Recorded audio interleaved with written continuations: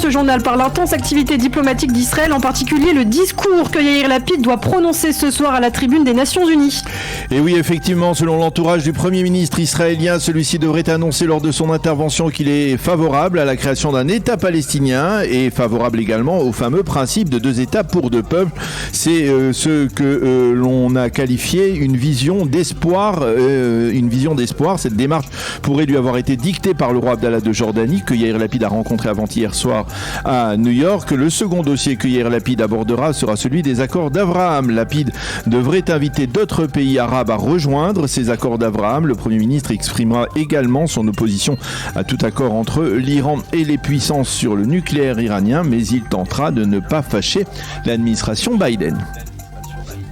L'intention de Yair Lapid d'évoquer le principe de 2 États suscite depuis hier soir en tout cas la colère au sein de la droite. Oui, y compris les responsables de la droite israélienne qui siègent toujours dans l'actuel gouvernement. Ainsi, l'actuel ministre de la Justice Gideon Sa'ar a prétendu, je le cite, que la création d'un État palestinien terroriste en Judée et Samarie mettra en danger la sécurité d'Israël. Quant à Naftali Bennett, qui ne s'exprime pas souvent ces derniers temps, il s'en est pris à l'initiative de Yair Lapid.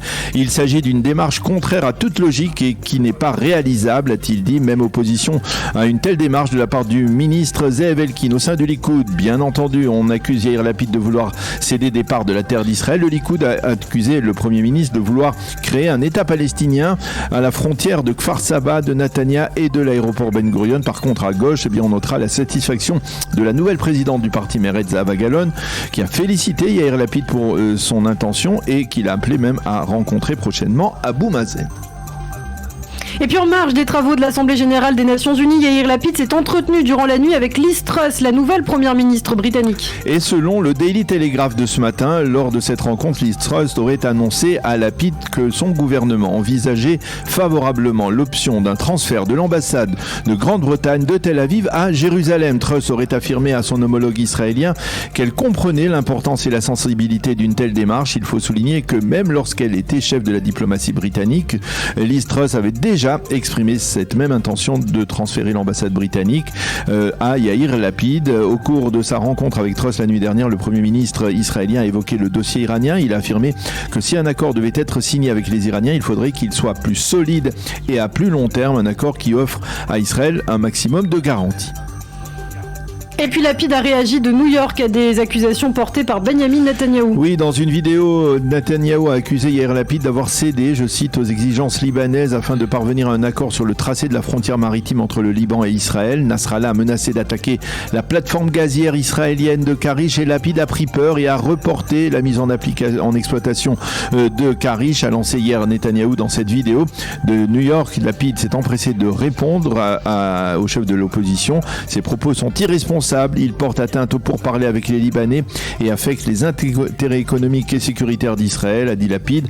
Netanyahou ne connaît pas les détails du dossier car il ne reçoit pas de briefing sécuritaire. Lorsque j'étais chef de l'opposition, je m'étais conduit totalement différemment, a dit Lapid. Il faut préciser encore que le conseiller à la sécurité nationale israélien et le directeur général des affaires étrangères à Jérusalem se sont entretenus à 2 reprises à New York avec Amos Hochstein, le médiateur américain chargé du dossier du litige israélo-libanais.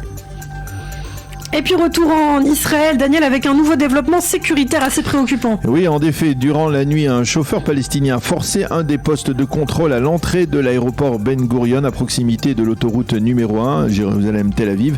Il conduisait un véhicule volé. L'un des agents de la sécurité a tiré dans sa direction. Peu après, une patrouille a retrouvé le véhicule et son conducteur. Ce dernier a été arrêté par la police. Cet incident a provoqué des embouteillages dans le périmètre de l'aéroport Ben Gurion.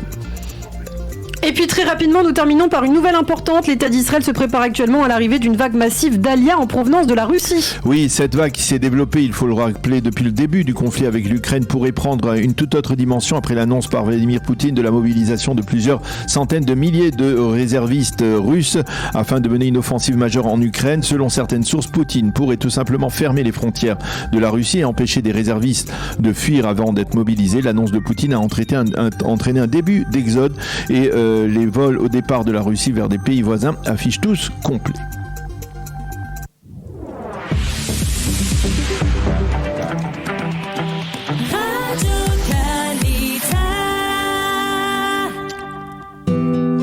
page météo pour compléter ce premier journal d'information. Le temps sera partiellement nuageux, à clair, avec des températures, on va dire, légèrement plus fraîches que la moyenne saisonnière. Il fera 26 degrés à Jérusalem, 29 à Tel Aviv et 34 degrés à Eilat.